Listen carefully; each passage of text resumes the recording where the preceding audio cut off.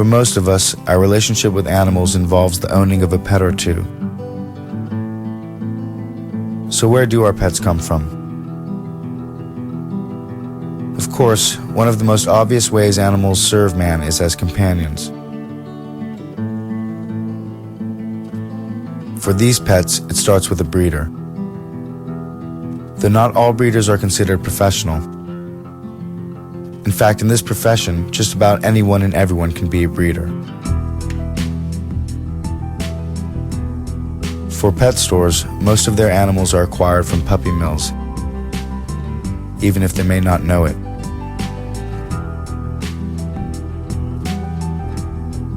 Puppy mills are low-budget commercial enterprises that breed dogs for sale to pet shops and other buyers.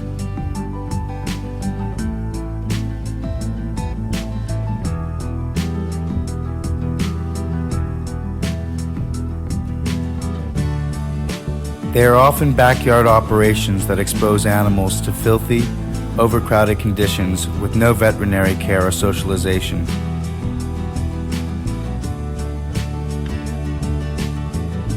Dogs from puppy mills often exhibit physical and psychological problems as they grow up.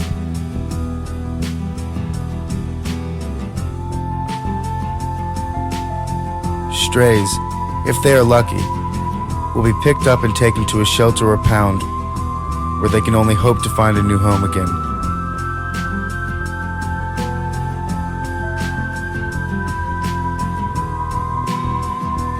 An estimated 25 million animals become homeless every year. And as many as 27% of purebred dogs are among the homeless.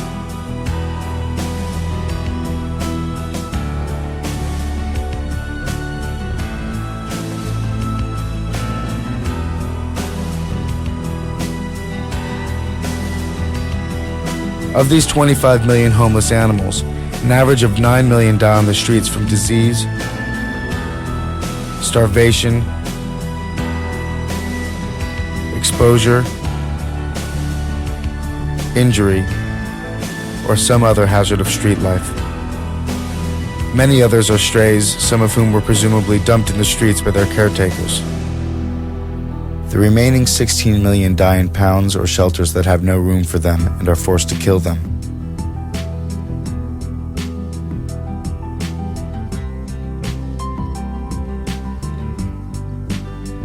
Sadly, on top of all this, almost 50% of the animals brought to shelters are turned in by their caretakers. Many people claim they don't visit shelters because it's depressing for them. But the reason animals are crowded into such dreary places as these is because of people's refusal to spay or neuter their pets. Several pet owners feel, particularly men for some reason, that neutering a pet emasculates the owner somehow. Or they may just want their children to someday experience the miracle of life, so to speak.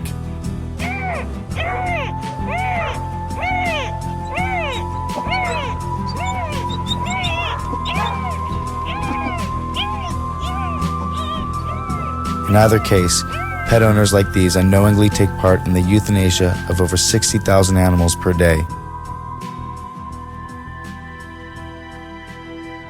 Euthanasia, generally defined as the act of killing painlessly for reasons of mercy, is usually administered by an injection in the leg for dogs and sometimes in the stomach for cats.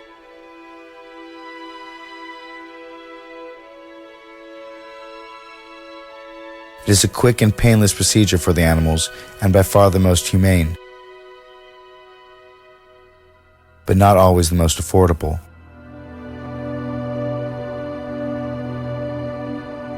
Due to the increase of euthanasia in shelters and the growing, constant demand for drugs like Euthasol, some shelters with budget constraints are forced to use gas chambers instead.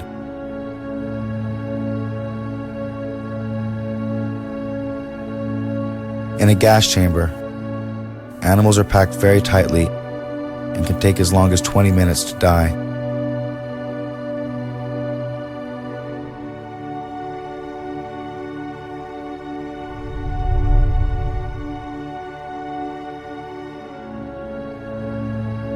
It is by far less merciful, more traumatic and painful,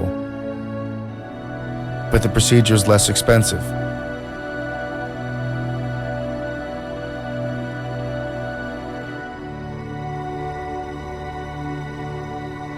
Perhaps some of the tough questions we should ask ourselves about animals that we keep as companions are: can we keep animals as companions and still address their needs?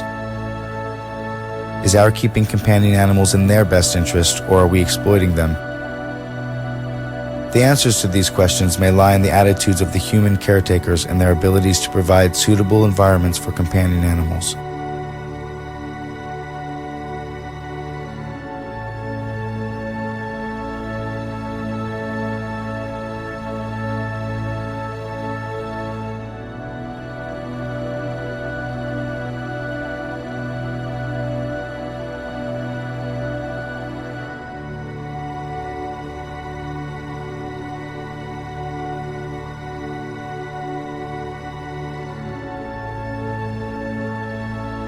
Most human beings are speciesists. This film shows that ordinary human beings, not a few exceptionally cruel or heartless humans, but the overwhelming majority of people, take an active part, acquiesce in, and allow their taxes to pay for practices that require the sacrifice of the most important interests of members of other species, in order to promote the most trivial interests of our own species.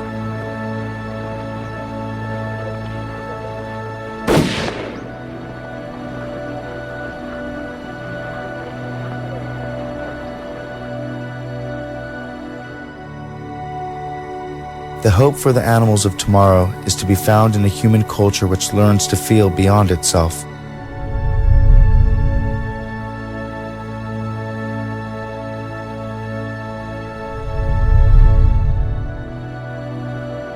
We must learn empathy.